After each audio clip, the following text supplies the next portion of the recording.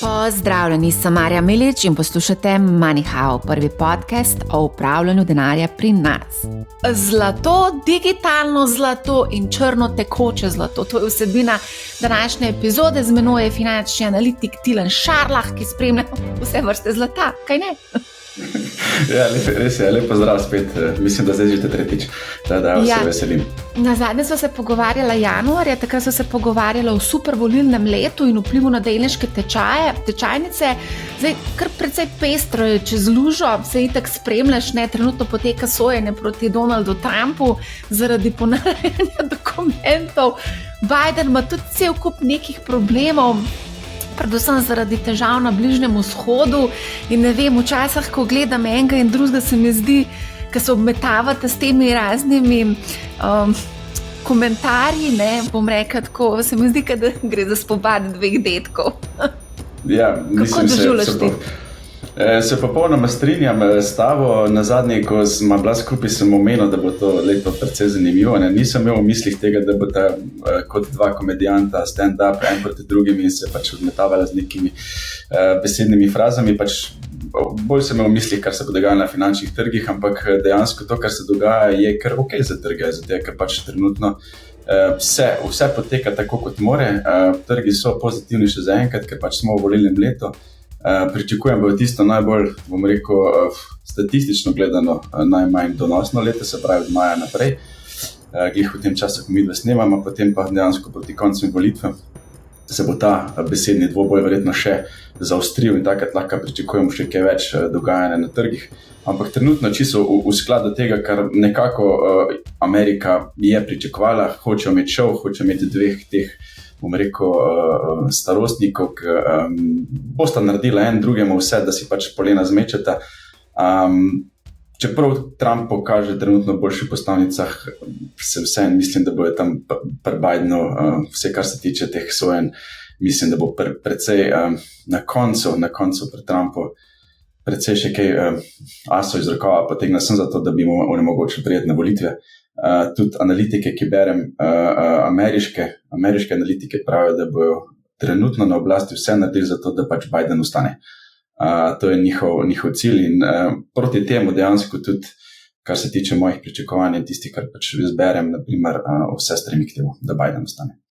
Zdaj, ko si omenil eno leto pred predsedniškimi volitvami, statistično gledano beležimo rast na delniških trgih, ne? Zdaj smo imeli aprila manjše korekcije na borzi, tudi Nvidia recimo se je konkretno 10% in mislim, da je bil 10% upad. Se pravi, to je nekaj čisto takega standardna nihanja. Ja. Gre za nek repricing, moram vedeti, da je delniški trg precej bil eksploziven v zadnjem kvartalu leta, tudi letošnji januar, februar je presenetil, dejansko in ocene analitiko in tudi mene osebno dejansko je bil še precej močen. Načeloma bi mogel biti prvi kvartal bolj, bom rekel, nek zvezd, nek ranging, nek repricing spet v smislu, da se obrednotijo neki novi leveli, pa se pa dejansko naredil pozicije za do konca leta, tako pa je trg eksplozivno nadaljeval, kar je v bistvu končal v koncu leta. In se mi zdi, da to marsikoga presenetilo. Sedaj smo pa na takih nivojih, kot tudi tehnično gledano, pač, ker jaz, ko sem bolj chartist, ne, nisem nek fundamentalist, pač je kar napično vse in to pač ni ok, ne, in dejansko ta popravek mora prideti in je zdrav. In to ne pomeni, da se je trend obrnil ali pa karkoli, ampak trenutno podatki kaže, da še trg dejansko res dobro funkcionira, tudi gospodarstvo dobro funkcionira, zato tudi malo Fed odlaša s temi obrestnimi merami, je predstavlja to v prihodnost. In to je vsa reakcija na trgu trenutno, tako da bolj bi rekel to, da ta popravek, ki bo prišel, bo sam nek repricing na zadnji kvartal leta. Midva snemava 29. aprila, samo toliko, ker pač Fed bo sprejel odločitev 1. maja, za nekako se tako špekulira, da se pač ne bo nič zgodilo, nobeni rezi se ne pričakujejo, kaj ne? Tako je. Ja. Tako je pričakovanje, da se bo pa maknilo vse še za kak kvartal 2 v prihodnosti. A greva midva kar naprej na eno vsebino, zlato, digitalno zlato, torej Bitcoin, pa črno zlato, torej nafta, a greva kar najprej na zlato? Super. Mogoče za začetek sam cena $2340 za 31,1 gramsko unčo, malo je upadla v zadnjih dneh. mislim, da za okrog 5%, nekaj takega. Zakaj? Ja. Kaj se dogaja po tej rasti? Najprej deva argumentirati, zakaj je cena zlata rasla in zakaj vidimo zdaj upad v zadnjih dneh. Če se spomniš, pa da tudi malo spomnimo tvoje poslušalce, ko smo imeli ta zadnji podcast, sem jaz omenil, da sem precej bullish na zlato. Takrat je bila cena, mislim, da okoli 1800, nekaj takega, pa sem rekel, da pač res pričakujem all time high. Zdaj smo res na all time high, ne, pa sem še bolj bullish, ko sem bil takrat pri 1800, sem tukaj za začetek. Da malo menim, se pravi, jaz sem še vedno pozitiven, zakaj vidim dva res močna faktorja. Prvi, ki sem ga že omenil in ga še vedno poudarjam, je ta geopolitika, se pravi, zlato ni več toliko faktorju nekega hedža na inflacijo, ampak je bolj dejansko hedž na geopolitično situacijo. Se pravi, to, kar se zdaj po svetu dogaja, ko imamo dva aktivna žarišča, mogoče tretji v nastajanju, ki se ga pač mogoče bo pa kasneje dotaknila, je to dosti velik faktor, da ljudje iščejo varne naložbe.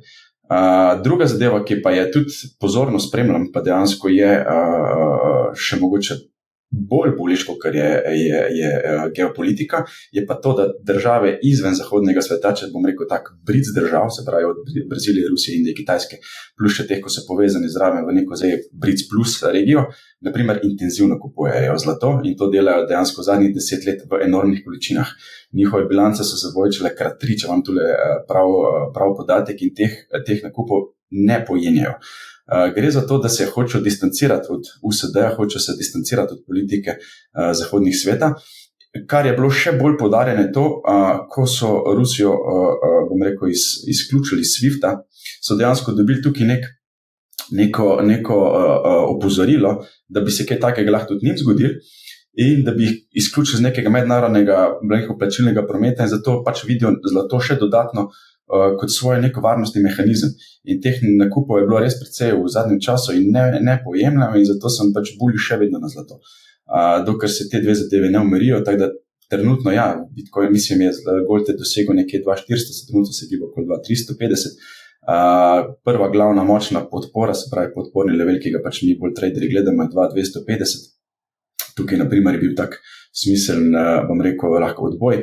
Trenutno pa, kar vidimo zadnja 2 tedna, ki se konsolidira tečaj bolj pri vrhu, je bolj to, da si pripravljajo ravno za nek intenzivnejši, bom rekel, naskok na vrh, na še na više vrednosti. Zdaj, Mojmir Mrak, profesor, ki je bil tudi dostikrat gost že podcasta Money How, večkrat izpostavlja zdaj nekako spopad med dolarjem in juanom, tudi govori, da se nekako formira mogoče nekaj do 2 pola, ne, se pravi Amerika, pa na drugi strani Kitajska. Ko zdaj ti omenjaš tudi te nakupe teh držav, recimo zanimiv primer je Kitajska, ki res enormno povečuje zlate rezerve.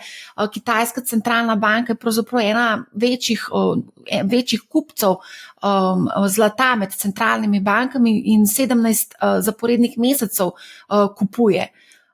Kaj se tukaj pravzaprav dogaja? To je tudi nek signal, da mogoče prihaja neka turbulenca, malo večja na trgih. Zdaj, dotično za Kitajsko je tudi to, da so pač takrat, ko so nehali kupovati ameriški dolg, so začeli pač iskati neke alternativne naložbe in tukaj pač so videli neko zatočišče v zlato, ne, tako da pri njih je tukaj pač res te enormne presežke morajo nekam plasirati in pač vidijo trenutno pač, da je zlato to tone. Ko si omenila to tekmo zahodnega sveta BRICS-a, bi se eno pomembno informacijo mogoče pošeral, bil sem oktobra lani na eni res veliki konferenci v Ameriki, kjer je bila tema točno to, kdaj bo Amerika izgubila primat proti ostalimi državami, ki jih pač dejansko po gospodarstvu prehitevajo, res se združujejo, kdaj bo tisti dolar začel zgubljati na vrednosti, ker vidimo, da dejansko primat dolarja še vedno na svetu. Ti, če hočeš karkoli menjati, še vedno vse menjaš v dolarjih. Je bil zelo dober argument. Vse VC-je, vse, bom rekel, sklade tveganega kapitala, največje sklade na svetu imaš samo v New Yorku in zdaj počas v Miamiju, ki se selijo pa zaradi davčnih zadev, ampak še vedno Amerika je tista, ki greš iskati denar, če imaš startup ali pa če si uspešno podjetje. Spravi, če hočeš iskati dolg, pa če hočeš iskati investitorje, jih greš iskati v Ameriko. Ne greš jih iskati na Kitajsko, ne greš jih iskati v Brazilijo, ne greš jih iskati v Rusijo. Dokler bo ta monopol, bom rekel, res dotični regije ostal tam, ni še bojazni za dolar ali pa za neko centralizacijo v smislu proti zahodnemu svetu ali pa proti BRICS državam. Tako da tukaj mislim, da še imamo kar precej časa. Nekje se omenjali, da po letu 2030 bi dejansko lahko začel dolar zgubljati ta primat, ker poti, ki si jo vzeli te Brazilija, Rusija, Indija, Kitajska plus države začrtale, še nimajo dovolj moči v kapitalskem svetu, da bi dejansko lahko pritegnali to maso vlagateljev k sebi in vzela nek primat dolarskih pozicij. Ja, ampak greva nazaj mogoče na zlato. Kitajska je ena največjih proizvajalk in porabnic v bistvu te plemenite kovine.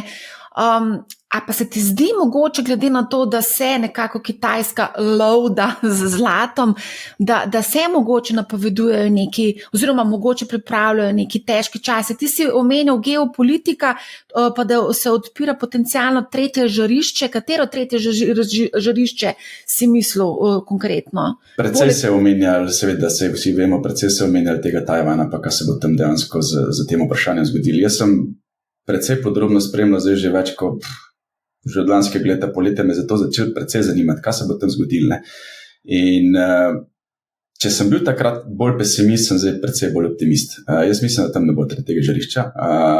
Sem predvsej, bom rekel, prebral teh zadev in se mi zdi preveč tratorik, da bi se Kitajska in Amerike tam srečale.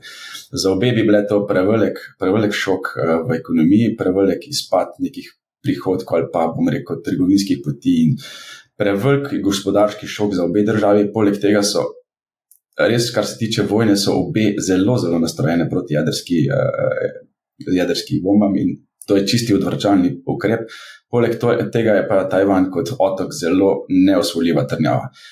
Bral sem bom rekel, vojaške analitike, ki so analizirali, čeprav se spomnim podatka, ker je to bilo lanskega septembra, oktobra, ima Tajvan samo 9 plaž, na katero se lahko izkrcaš, če hočeš zauzeti celino. Seveda, teh 9 plaž je najbolj vzorovanih, kar je možno za vso ameriško tehnologijo. Od teh 9 so samo 3 primerne za neko masovno izkrcanje, če bi hoteli že Kitajci, bom rekel, zauzeti nek otok. Poleg tega je pa znano dejstvo, da rabiš ti 1:10 enot, če hočeš ti zauzeti tuje, bom rekel, teritorije, kar pomeni pri vojski, ki ima Tajvan cirka 200 do 500 tisoč od tega rezervistov, če mislim, da če več kot 1 milijon do 2 bi mogla Kitajska z 10 plus milijone napadi Tajvan, kar je pa logistično in vse skupaj pred teritorij. In jaz mislim, da tam bo prišlo do nekih bolj kot ne trgovinskih vojn, gospodarskih ukrepov, sankcij, uvozov, izvozov, dajatev. Se mi zdi bolj tati soft touchi, ne pa vojaških posredovanj. To se pravzaprav že dogaja, te trgovinske vojne. Tudi Evropa je zdaj napovedala zoper električne avtomobile Kitajske neke ukrepe, pa mislim, da še zoper medicinsko opremo. To je bilo zdaj v prejšnjem tednu, ne? Ja, to je dejansko res že kar nekaj časa poteka na različnih teritorijih, sam zaostrujejo še to retoriko, pa bom rekel na določene segmente. Da jaz bolj vidim te zadeve, da bojo prišle na, bom rekel, na headline časopisov, kot pa karkoli drugega. Zdaj, pogosto sta Indija in Kitajska v spopadu za titulo največji kupec zlata na svetu. Letos, v bistvu doslej je ta titula pripadla praktično skoraj vedno Indiji. Lani se je to spremenilo, zdaj je povpraševanje po zlatem nakitu, recimo na Kitajskem se je povečalo za 10%, medtem ko v Indiji upadlo za 6%. Kitajske naložbe v palice in kovance so se povečale za 28%. Razlog je pa tudi to, da se uvaža zlato na Kitajskem tudi ta kitajski lunarno novo leto, ki naznanja vrhunec sezone za darila. Ne? Takrat v prvih 3 mesecih se je povečal za 34%. Tako da je zanimivo, v primerjavi z leto 2023. Ne? Zakaj v bistvu Kitajci se to komikajo v zlato? Ne, dobri podatki, vsekakor obe dve državi, bi se rekel, da poleg tega, da ga pač imate kot nek hedge za investicije, sta res enormne porabnice za nakite in, bom rekel, neke plemenite zadeve, ki pač krasijo telo, ne pa tukaj za investicije. Se pravi, ja, obe dve prednačijo v tem, ne proti drugim državam, sigurno. Zdaj, marsikdo se bo tudi vprašal, kako investirati v zlato, ima več opcij, katero recimo, kaj praviš ti, no? Zdaj, če kupujemo fizično zlato, tlele recimo v Sloveniji, treba zelo paziti na nakupno in prodajno ceno. Zadnjič mi je ena učiteljica, ki sem predavala po šolah, govorila o kilogramu zlata, ki ga je kupovala, oziroma je gledala ceno, ko je kupovala recimo v teh naših fizičnih trgovinah. Tukaj je res ogromno pasti. Povej. Tukaj vse verjetno poznaš, pa mogoče se že kaj v preteklosti v tvojih podcastih to omenjali. Jaz bi tukaj videl predvsem ta stroškovni vidik in davčni vidik, bom rekel, da je res velika razlika. Ne, se pravi, pri fizičnem zlatu ti ne plačaš dejansko davka od dobička, ne. Medtem ko pri kjerkoli finančnem instrumentu, ETF-ih ali kjerkoli skladih, dejansko si pa obdavčen kapitalskim dobičkom. To se mi zdi, da je tak največji trigger. Medtem ko pač, če kupiš fizično, imaš pač to provizijo, ki se gibljajo nekje po mojih informacijah od 1,5% pa do tudi do 8%, med teo BIC pa ESK razliko v ceni, da tukaj treba malo paziti. Je pa vsekakor to, treba vedeti, da zlato kot naložba ni za kratek rok. Se pravi, to je zadržanje med 5, 10, 15 let.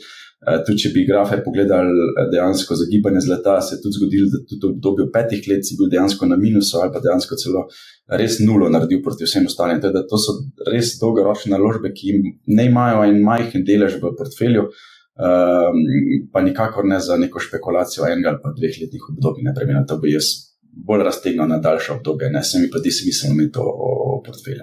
Koliko procentov si rekel?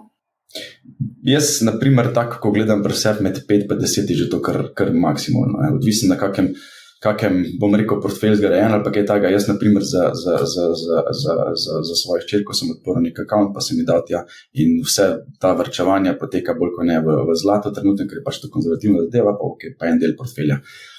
Pri meni je to, naprimer, portfelju okoli 5%, bom rekel, ne. A zdaj, ko si rekel, da si kupil investicijo na zlato, kakšno konkretno investicijo si kupil na zlato? Kar kot ETF. Kot ETF, ok. Zato, ker imaš možnost pač ETF ali pa ETC, Exchange Traded Commodities, ker je pa v bistvu tudi ta, recimo, ta strošek, celotni strošek te investicije relativno nizek, vse od pač 0% pa tja do 0,60%. Mogoče, to smo tudi na Moneyhavu že govorili, obstajajo tudi neki ponudniki, ki hranijo fizično zlato v sefih in ti v bistvu kupaš preko njih v bistvu fizično zlato, ki je sicer shranjeno tam v sefih. Eden od teh, ki smo ga izpostavili, je bil Bullion Vault.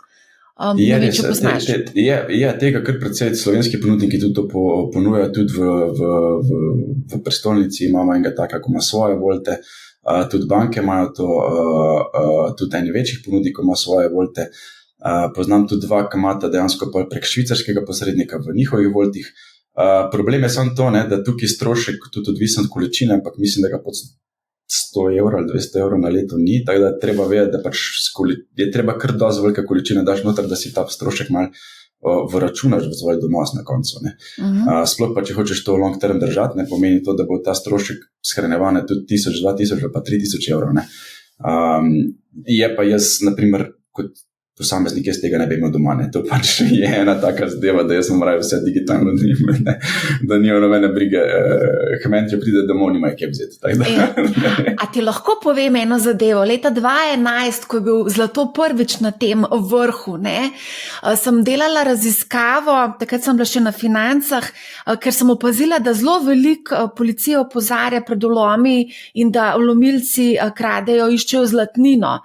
In takrat v bistvu smo našli korelacijo med vlomi in pa rastjo cene zlata. To je bilo takrat, ko sem raziskovala. Zdaj nazadnje pač nisem, ampak ja. Drugače sem bila pa tudi v zaporu na Dobu, pri profesionalnem vlomilcu. On je pač razložil, ne smeš nikoli, nobenemu niti prijatelju, sorodniku razkriti, kaj imaš doma. Zaradi tega, ker recimo ta vlomilc mi je rekel, da prijatelji, znanci, sorodniki razkrijejo, da ima nekdo nekaj večje količine ali denarja ali zlata ali ne vem, umetnin ali pa karkoli doma in potem seveda je to za njih, easy job, ne. ker dobijo informacijo. A greva naprej. Mogoče zdaj, ker obujam spomine na svojo preteklost, še mogoče en primer srebra. Kolegica je pred ne vem koliko časa kupila kepo srebra in seveda to so ji prodali kot super naložbo. Pa sem jo vprašala, ki pa hraniš to kepo srebra in je v bistvu nekje tam v predalu. Tila, da mi povej, pravi, da je srebro novo zlato. Za unčo je treba odšteti $27. Ja, se cena zlata je tudi kar rasla v zadnjem času. Kaj bova povedala o srebru? Je res. Jaz sem tudi malo, bom rekel, po tipu srebro skupaj z takrat, ko sem kupil gold, sem dejansko dodal tudi silver v portfelj. Gre za, bolj bom rekel, precej različno zadevo od zlata, se pravi, srebro se tudi pojavlja v industriji in s tem povezanim je tudi dejansko so gospodarski cikli, se pravi, to ne moreš gledati kot neko plemenito kovino daleč od tega, ampak ga možeš gledati z nekimi gospodarski cikli ali pa dejansko z dogajanjem na trgu. Je pa ena zelo velika posebnost pri srebru, ne? Da srebro je enih redkih assetov, ki jih mogoče jaz gledam, ali pa da sploh poznam na trgu, ki še ni dosegel all-time higha, ki ga je dosegel že v letih 75, če se ne motim, pa pol še enkrat v 2010-2011. Se pravi, imel je tak 2 pika tja proti $50, potem pa tega vrha ni več dosegel. In zaradi tega mi je ful zanimiv, glede na vse, kar se dogaja, glede na inflacijo, ki jo imamo, glede na kako težko je pride do neke take, bom rekel, rudnika srebra, da začneš ti iz nule delati, se pravi, tle moramo vedeti, da ponudba ni tako elastična, kot je pri katerem drugem. Se mi zdi srebro še vedno ok. In kot naložba se mi zdi vredno ga imeti v portfelju, ker enkrat bo dejansko prišel do tega izbruha in spet novega testiranega vrha $50. Zdaj, kdaj pa kako, težko rečem, ampak se pravi, trenutno mi je bil všeč, trenutno tudi tehnično dejansko izgledal v redu, ko je prebil tisti, bom rekel, $22, imel tako res eno močno odporo, zdaj gre tukaj proti 27-30, naslednja je pa šele 35 in naslednji vrh je šele 50. Tako da gre nekem, bom rekel, bullish trendu je in lahko, da bo sledil tukaj zlato, lahko pa, da bo dejansko šel čist po svoje, tako sta se že v preteklosti dejansko gibla tudi, bom rekel, čist narazen. Ja, veliko stvari je v bistvu gibanje, recimo zlata, konkretno odvisno, recimo tudi koncev od monetarne politike, od nadaljnjih nakupov centralnih bank, geopolitika, itak so to že rekla, ne vemo, kaj se bo dogajalo v omenjenosti trgovinske vojne, potencialne med Kitajsko pa Ameriko, mogoče Evropo, Kitajsko, Evropo in Ameriko. Mislim, veliko nekih se mi zdi tvegan trenutno na svetu. Ok, a greva mogoče kar naprej na digitalno zlato, Bitcoin, smo po halvingu, tako kot so mlade punce na TikToku oglaševale, zdaj se bo sprožil bull run, ne? Kaj se dogaja? Greva pogledati na tečajnico, trenutno je Bitcoin 62,500, mal niha, mal je v plusu, mal je v minusu, mal je rdečo barven, mal je zeleno. Povej. Da razčistimo, tako si rekla TikTok in vse te platforme, jaz še nisem videl tukaj, bom rekel, oglaševanja, nekega prikritega ali pa odkritega, spletnih strani, ki imajo countdown uro, samo še manjko je dejansko Times Square pa una kugla na New Yorku dejansko, da se je pač dejansko spustila dol in da je to naznano ta moment.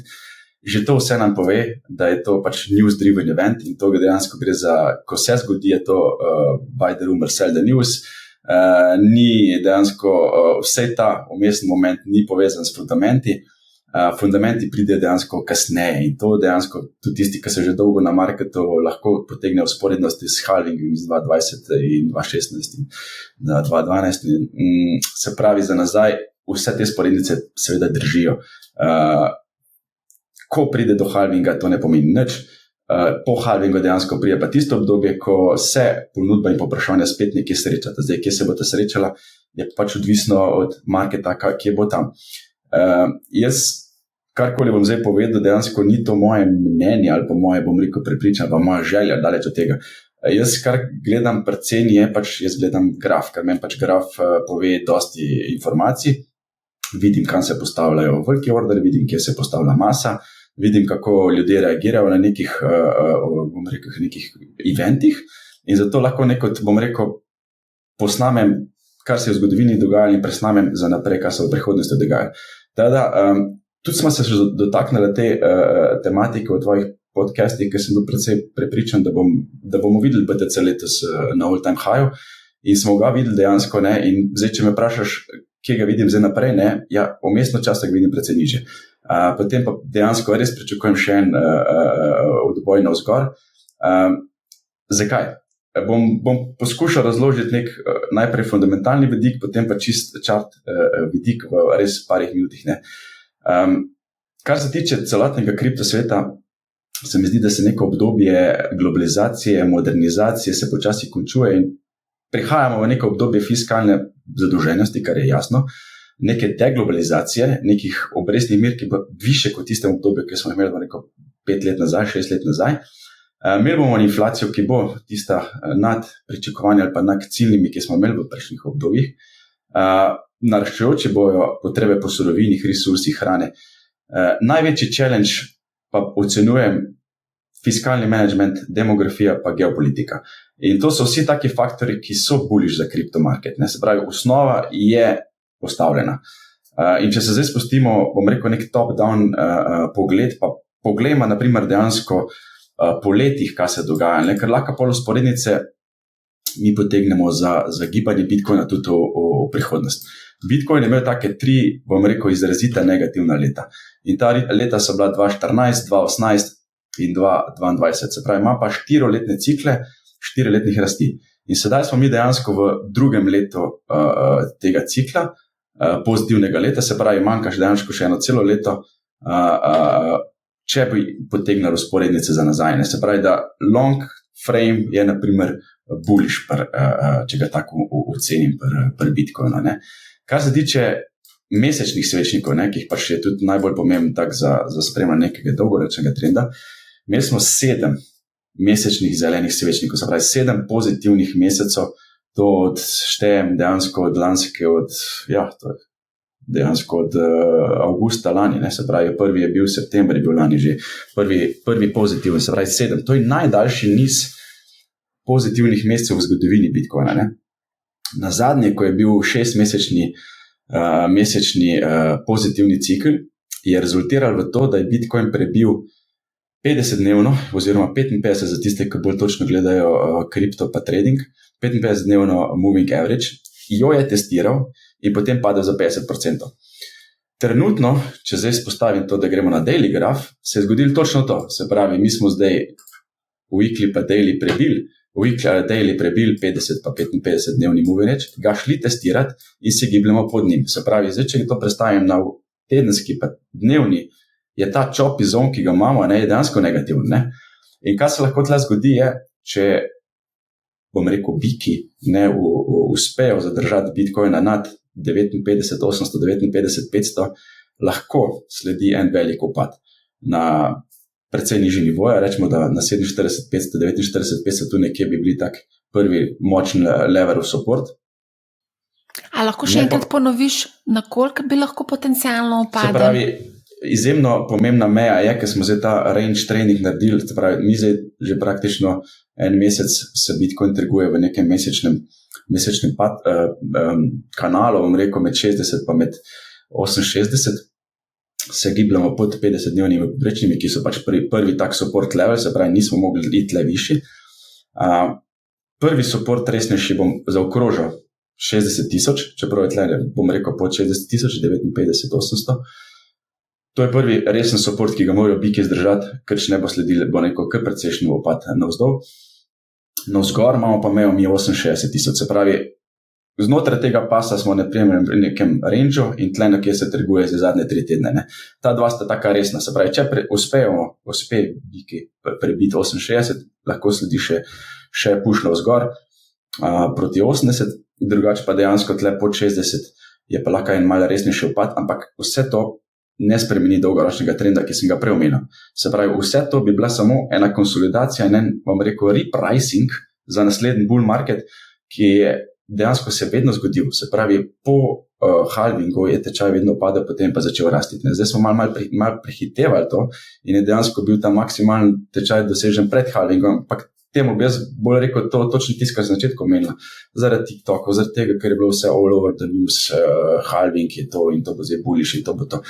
Ja, market ne gre skozi navzgor. Dejansko pride v te cikli, ampak bolj bi rekel to, da vidim, da je Bitcoin pripravljen za više cene, ampak je pa potrebna konsolidacija in nižji tečaj, zato da se spet naredi nek val novih investicij, novih vlagateljev, ki bi dejansko bili pripravljeni spet, bom rekel, zajahati ta val više. Še ena zelo pomembna zadeva je, za izpostaviti, Bitcoin je dosegel 57% dominanco. Enako dominanco je dosegel v prejšnjem halvingu. Se pravi, ta dominanca je izjemno pomembna za tiste, ki spremljajo altcoin markete. 57 je bil prejšnji vrh, se pravi, 57% dominance pomeni, da je Bitcoin dosegel proti ostalim altcoinom. Više kot ta številka, se pravi, več vlagateljev sili v Bitcoin, niže kot ta številka, več gre v altcoine. Se pravi, ko se bo ta dominanca začela spuščati, in če sem zdaj rekel, da dosegel vrh pri 57, pomeni, da če bi Bitcoin ostal tle, ali pa če ne bi preveč padel, bi se denar začel seliti v altcoine.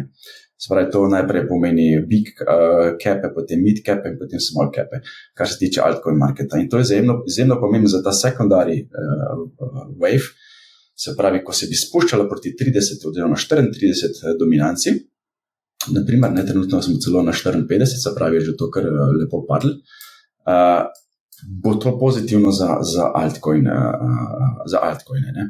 To je, da ta dva, naprimer, sta taka dva indikatorja, ko jih jaz naprimer zdaj spremljam, kdaj se bo ta switching zgodil. Trenutno je še ves denar, bom rekel, praktično v Bitcoinu, ampak ko bo grid dejansko level narastel, se bo selili v altcoine. Ok, altcoinov je 10,000. Ja. Se veš, da tle večina, 99%, verjetno nimajo neke podlage. Jaz osebno da jih spremljam, pomeni prvih 100 po velikosti. Od teh prvih 100 jih pač zdaj, ko jih že poznam, vem, da jih je 20-30 brezveznih, pa jih kar preskočim.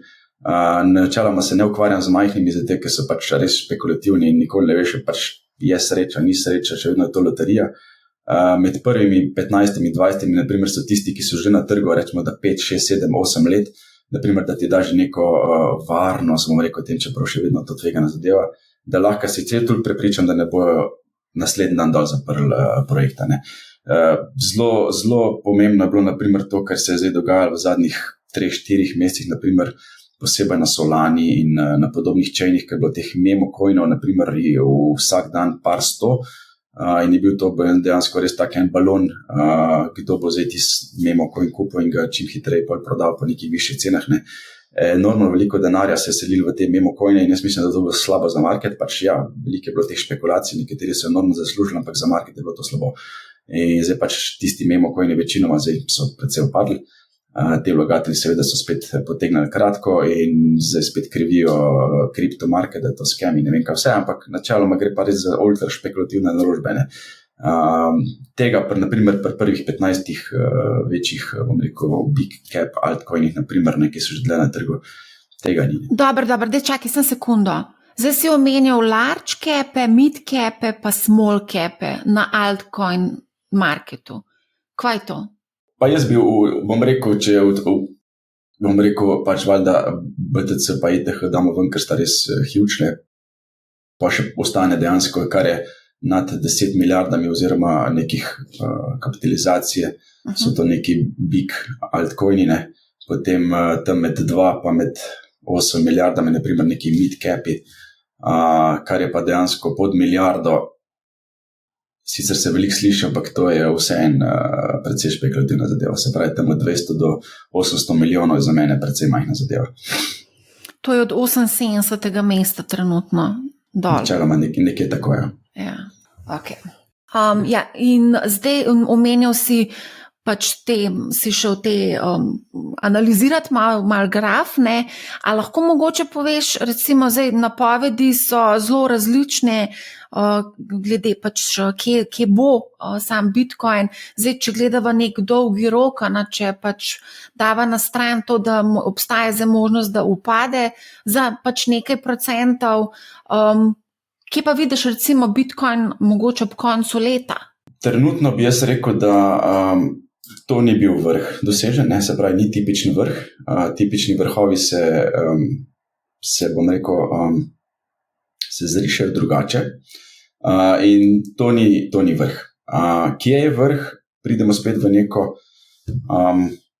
temu se reče pač unknown territory, se pravi, bomo pač zrisali nek nov vrh, ki je lahko preko 80,000.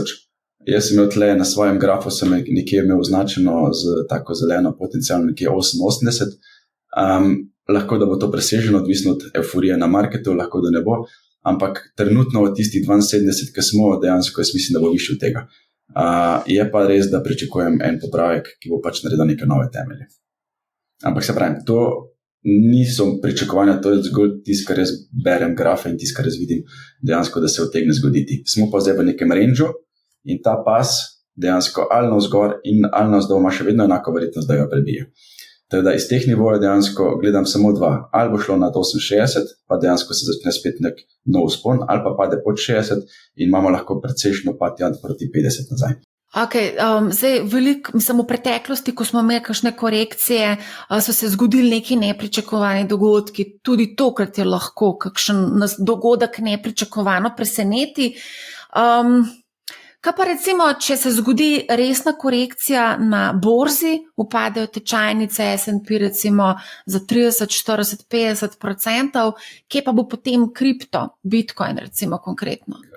Kripto s tem, ko pridobiva, rekel, nekem mainstreamu, pa ameriških vlagateljev, pa ameriških skladov, pa ameriških bank, seveda ne moramo mimo tega dejansko, da to za njih risky asset, da to neka, bom rekel, naložba po strani, ampak enormne količine so se začele tja prehajati.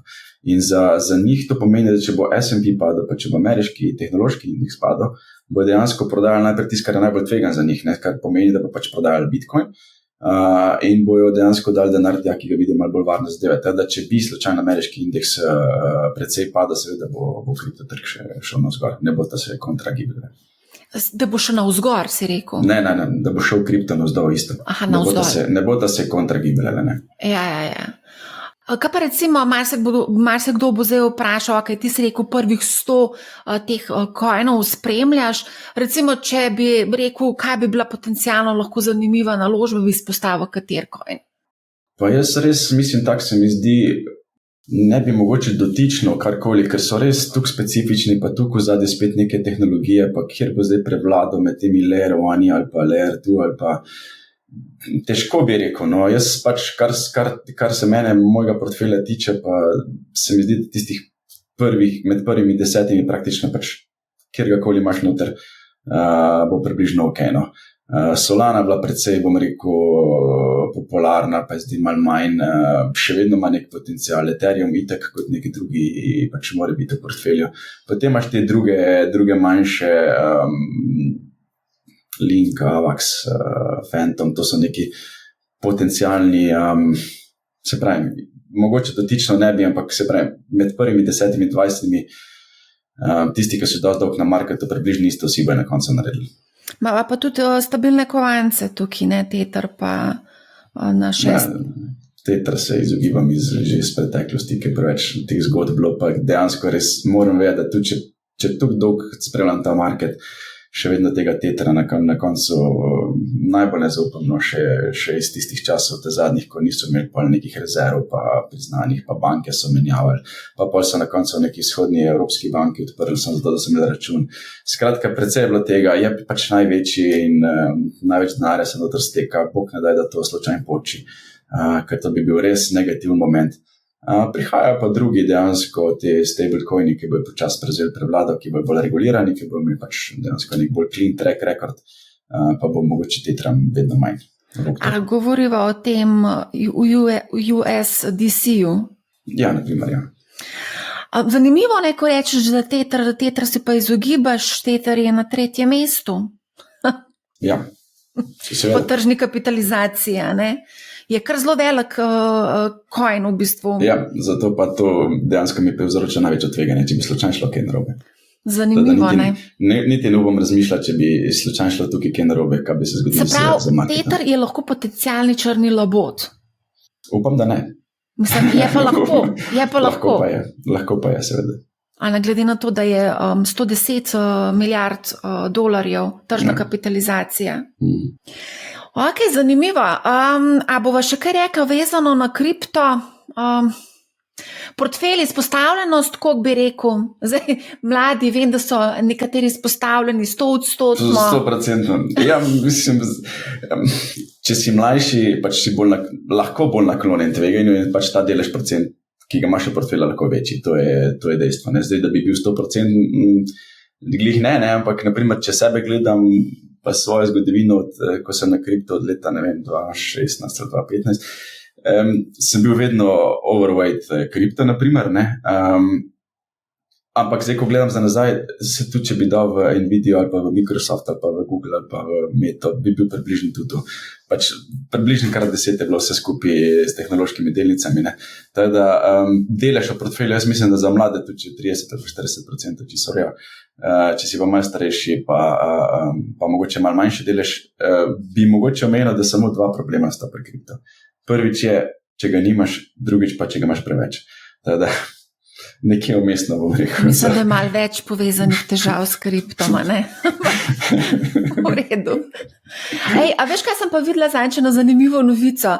A se spomniš, kaj je bilo leta 2017, je bilo zaslišanje tele Jelnove, ona je bila takrat predsednica Zveznih rezerv in takrat, to je bilo leta 2017, sred največje ICO manije in je pač bilo neko zaslišanje in je nek možakar držal blokac, na kateremu je pisal Buy Bitcoin.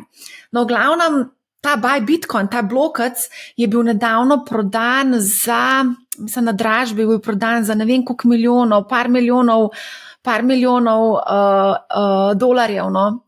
Tako, čist noro. Takrat je bila cena Bitcoina $2300, ne. Pa smo pa tudi prelezali do 74 tavžen. Pa ne smeva še pozabiti, mislim, da je 22. maja Bitcoin Pizza Day. A ne, to je tisto, je gospod Lazlo kupil 2 pici z 10,000 bitcoin, se spomniš? Se spomnim. Sem mislim, da je tudi pol neka Pizza Day tudi v Sloveniji, če se prav spomnim, da sem imel neke evente. To je globalno gledano, ampak ja, pa imaš pa v vsaki državi verjetno so izkoristili to priložnost, da se potem še kakšno vstopnico proda za kakšen dogodek. Se spomnim. Vsaka lahko praznuje doma. V glavnem, a greva zdaj naprej na črno zlato, nafta? Ja, seveda. Zdaj, cene so se nekoliko umirile, za 159 litrski sod severnomorske nafte Brent je treba odšteti $89, za sod zahodno-teksaške nafte pa 84. Ja, tukaj je zelo zanimiva stvar, spet govoriva o geopolitiki. Zadnjič, ko smo imeli dogodek Moneyhow Live, pa je bilo zelo veliko govora o geopolitiki, pa sem dobila občutek, da v publiki mogoče marsikdo geopolitiko ne jemlje resno, ampak dejansko geopolitika zelo kroji tudi konec koncev naše portfelja, kakšni bodo rezultati na koncu, kdaj vstopamo v neke naložbe, kdaj izstopamo. In se mi zdi tudi recimo pri zlatu, ne, mogoče bo marsikdo rekel, zakaj pa zdaj mislim zlatu, tudi zlato pa Bitcoin in črno zlato, nafta, je ta geopolitika pač izrednega pomena. A ne? Je, če ne druga, so lahko čez zimo ali pa prejšnjo zimo lahko občutili na svojih položnicah, da tudi lahko se zgodi, da bo tudi naslednjo zimo tako. Se pravi, na koncu se vse revoltira v naših denarnicah, ne samo v naših portfeljih, ampak dejansko v pač zadevah, ki jih mi kupujemo, ker tudi geopolitika moramo vedeti, da je tudi inflatorni, bom rekel, ima inflatorni učinek. Kar pomeni, da tudi poganja cene drugih, bom rekel, ne samo energentov, pa surovin in pa hrane in storitev, ki jih uporabljamo. Ne. Tukaj so pa dve take zadeve, se pravi, imamo dva žarišča, ki sta vsaj na videz pod kontrolo. Če se najprej dotaknem, se pravi, na Bližnjega vzhoda, ki pač zdaj dejansko najbolj tak, bom rekel, kar trgi vrednotijo trenutno, je to, kar se trenutno dogaja. Se pravi, gre za to, da so eskalacije dejansko nekje preprečene, so bolj orientirane na Gazo, pa na sam Izrael. Iran je zdaj v pozabi in to, kar bo, naprimer, situacija samo na tistem dotičnem področju ne bo učinka na nafto. Bilo je že v preteklosti precej vojn, če sem jih naštel na Bližnjem vzhodu, mislim, da od leta 70 je cirka 15 in zelo podobne, bom rekel, učinke imel to na trg. Se pravi, zelo hitro spon nafte navzgor, pa zelo hitro navzdol. Gre za to, da je treba vedeti, pri nafti je učinek, če se dogaja v Perzijskem zalivu ali pa bom rekel, v žini Hormuz. Drugače ne bo imelo učinka na nafto.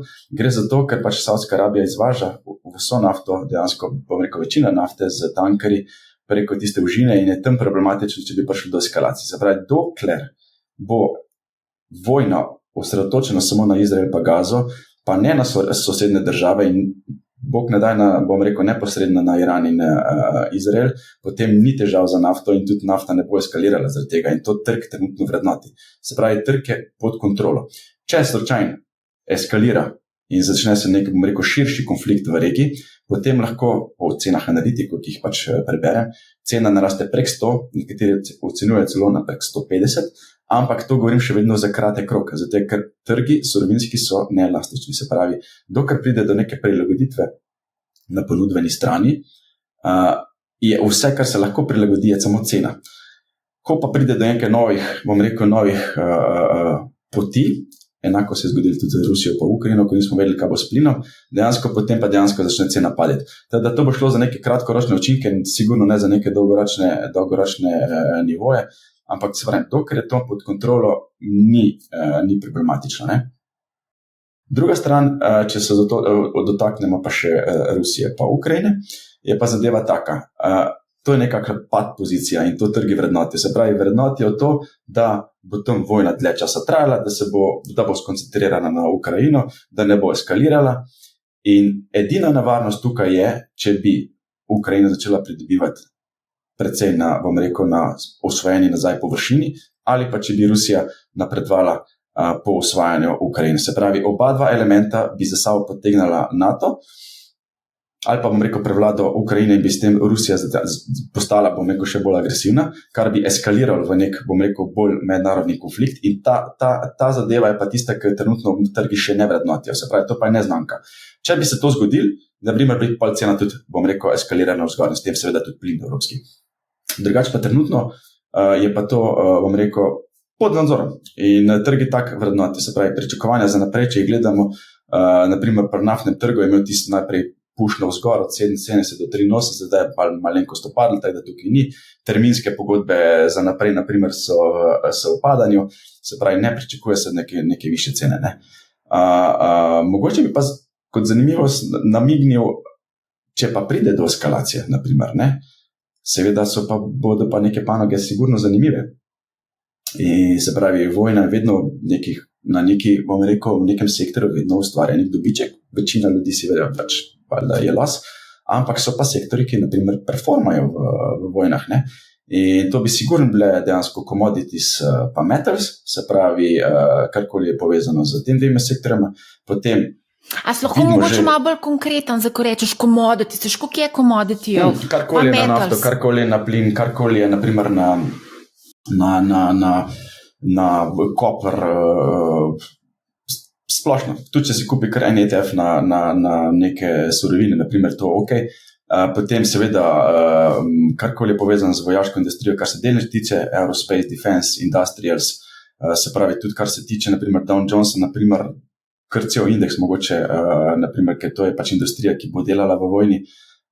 Te vojaška industrija, letalska industrija, naprimer, že v zadnjem letu precej raste, ne, ampak če bi vojna eskalirala, dejansko bi te delnice pridobile še bolj narasti. Sem šel še pa gledati dejansko, kaj bi pa še lahko bilo pri nafti, ne, pa moramo to vedeti, ne. Je pa treba iskati proizvajalke, ki niso osredotočene na ta, Perzijski zaliv oziroma Bližnji vzhod, ne. Je pa ena znam zelo bližja, ne, je pa Norveška. Se pravi, Norveška bi lahko bila zmagovalka kot naložba, če bi vojna eskalirala. Se pravi, imajo svojo proizvodno, imajo zelo močno svojo valuto, norveško krono, in tukaj pa, naprimer, bi se lahko naložbe v tej državi izkazale za donosne, naprimer, ne. To je ena taka zadeva, ki jih imam jaz na radarju, če slučajno pride do česa, imam jaz neke watch liste In naprimer te zadeve bi jaz osebno začel gledati. A tu kakšne konkretne norveške proizvajalce imaš na watchlisti? Ne, v bistvu tam kar precej indeksa vezanga dejansko na ta oil and gas exploration ali pa da so proizvajalci. Kateri indeks je to? To še moram pogledati, se pravi, indeksi, ETF-e moram še pogledati, če sploh obstajajo, kjer je še na evre, da ne bom v norveški, čeprav tudi norveška valuta bo izjemno močna, tudi je že v preteklosti zelo performala proti evru. Tako da to dotično moram še pogledati, ampak je pa sigurno ena država, ki bo imel na watchlisti za pogleda, če slučajno eskalira zadeva. Veš kaj pa sem opazila, da je šlo pa kar mimo nekako javnosti, se ni veliko pisali, in sicer Saudska Arabija je 30. januarja objavila, da bodo opustili ne vem koliko milijardni investicijski plan, in sicer povečanja trajnostne proizvodne zmogljivosti nafte iz 12 na 13 milijonov sodov na dan. In to je bilo kar eno veliko presenečenje za v bistvu ta trg, o katerem se pravzaprav niti veliko ni govorilo. Ne? Zdaj, Saudska Arabija je že bila pobudnica v lanskem letu, ko so začeli z agresivnim znižanjem, da oni so pod svojim kapacitetam, cirka 4 milijonov sodov, mislim, da imajo spare capacity, se pravi, zdaj so trenutno na cirka 8-9 milijonov produkcije na dan, kapaciteto imajo za cirka 12. Se pravi, že v tem elementu, pa tem trgu, ki nekako jim ne gre na roko s ceno, se pravi, ko so hoteli zmanjševati proizvodno, pa se mi je pridružila dejansko tudi Rusija pri tem, pa še ostali v OPEC-u, naprimer, niso uspeli dvignati cene. Ne. Se pravi, zdaj to bil njihov element, neko odvračanje, da pač še javno rečejo, zdaj pa mi ne bomo dvigovali več teh kvot, ker itak na koncu učinka na ceno očitno ne bi bilo. Bi pa rekel, da tukaj predvsem zaradi Amerike. Amerika nenormalno veliko črpa, Amerika je že zdaj par let dejansko največja proizvajalka nafte na svetu. Njihovi bazeni so res na 100% zmogljivosti, tako da jaz te analitske podatke kar precej dobro spremljam.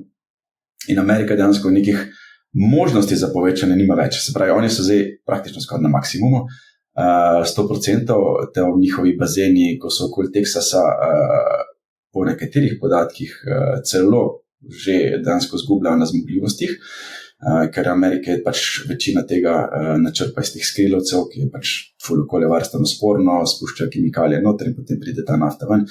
In pač za časoma te njihove vrtine zgubljajo na zmogljivosti, se pravi, ti v nedogled ne moreš tega delati, tega postopka, in že zgubljajo na zmogljivosti, in se pravi, oni so na tem, bom rekel, vrhu in njihova proizvodna bo kvečemo začela se zniževati, ne rastiti, ne. Teda tle bo imel OPEC v naslednjih, bom rekel, desetletjih mogoče malo večji vpliv, kot gremo zdaj. Zdaj, če zaokrožva debato, se pravi, te geopolitične napetosti imajo pač pomemben vpliv tako na ceno nafte kot na zlato, pa tudi na preostale surovine, in vse skupaj je pa v rokah v bistvu nekako predsednika Amerike. Kdo bomo pa več videli, ne? Novembra. Ja, dejansko je to ena taka neznanka, ki je lahko pa zelo pomemben faktor. Se pravi, če Biden ostane, bo situacija taka, kot jo imamo zdaj. Se pravi, to ne bo šok za trg, ne bo šok, ker je pač trg navajen na njegove poteze, navajen na njegovo politiko, točno ve, kaj se bo zgodilo. Če pride Trump, je ta X neznanka precej velika in noben ne ve, kaj se bo zgodilo. Tako da to je tudi en faktor, ki ga je treba imeti v obziru, kaj če pride do zamenjave predsednika. Evo, super. Mislim, vse sva več ali manj obdelala zlato, digitalno zlato in tekoče zlato. A imamo še kakšno drugo zlato? Verjetno še eno tekoče zlato, gold, green gold, ali kako se mu reče, pivo. Začne se poletna sezona, danes je lepo. Bo to bolj aktualno. Danes je lepo vreme, tako da, Tile, najlepša hvala za odlično debato. Hvala tebi, Marja. Ja, tudi vsem hvala, da ste nas poslušali. Poslušajte Money How, da bo vam žal in lep pozdrav.